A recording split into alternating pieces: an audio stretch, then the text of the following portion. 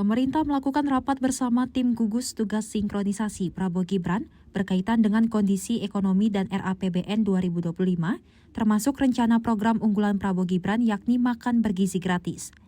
Dalam rapat itu, kedua pihak menyepakati alokasi anggaran untuk melaksanakan program pemerintah selanjutnya di tahun 2025.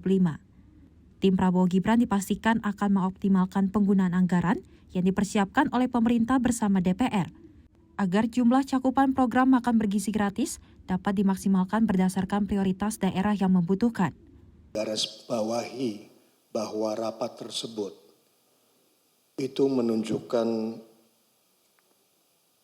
pertama komunikasi dan sinkronisasi yang lancar, tapi lebih penting lagi adalah kontinuitas kebijakan antara Presiden Joko Widodo dan Presiden terpilih Prabowo Subianto.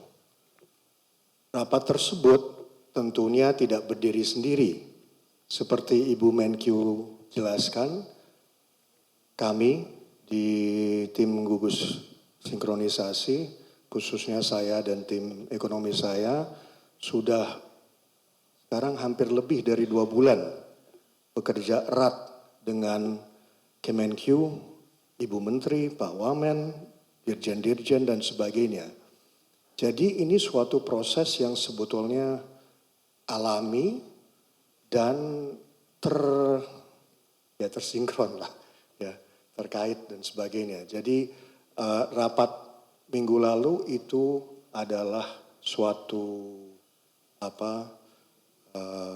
konklusi dari rapat-rapat kerja sebelumnya. Pun demikian dengan timnya Pak Menko Perekonomian.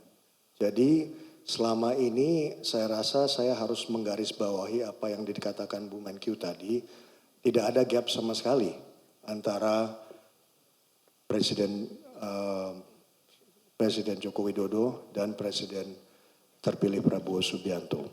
Bersamaan dengan tim Prabowo Gibran, Menteri Keuangan Sri Mulyani menjelaskan bahwa rencana anggaran pendapatan belanja negara pada Senin 24 Juni 2024 telah memasukkan program unggulan Presiden terpilih Prabowo dan Wakil Presiden terpilih Gibran terkait program makan bergizi gratis. Pemerintah menyiapkan anggaran sebesar 71 triliun rupiah untuk pengalokasian di tahap pertama. Besaran anggaran alokasi program makanan bergizi gratis ini akan terus ditingkatkan setiap tahunnya, sembari mengevaluasi kebijakan yang berjalan. Sri Mulyani juga mengatakan bahwa program makan bergizi gratis menjadi bagian program unggulan, serta menjadi strategi jangka pendek dalam menghasilkan pendidikan yang bermutu melalui peningkatan gizi anak sekolah. Sehingga program ini akan direncanakan dengan maksimal oleh pemerintahan berikutnya. Saya sampaikan untuk desain program, penjelasannya, dan bagaimana eksekusinya itu nanti tim dari tempat Pak Prabowo yang akan menjelaskan. Bagaimana kalau itu belum tapi sudah masuk postur, ya kita cadangkan. Ada yang tadi menyebutkan bisa saja di dalam BUN, tapi ini kan masih sampai dengan pertengahan Agustus RUU itu disusun. Jadi nanti kami akan lihat dan sinkronkan bagaimana tim dari Presiden terpilih menyusun program itu, apakah sudah menetapkan dalam bentuk program di mana eksekutornya siapa. Itu nanti akan menetapkan bagaimana alokasi 71. Kalau belum, ya berarti dia dicadangkan di dalam bendahara umum negara. Tapi tadi pertanyaan dari Maulana, saya nggak tahu kenapa yang kedua kayaknya agak bingung. 71 itu ya semua di dalam postur, jadi tidak ada anggaran berlebih. Kalau di dalam postur itu artinya sudah ada deskripsi alokasi. Semua anggaran yang di dalam Undang-Undang APBN itu ada deskripsi alokasinya. Pengamat politik Citra Institut Efriza menilai program unggulan sekaligus janji kampanye memang harus diperjuangkan dan dijalankan oleh Prabowo dan Gibran. Menurutnya, sinkronisasi yang dilakukan tim Prabowo Gibran sangatlah bagus karena dapat mengoptimalkan transisi pemerintahan agar berjalan tanpa harus beradaptasi.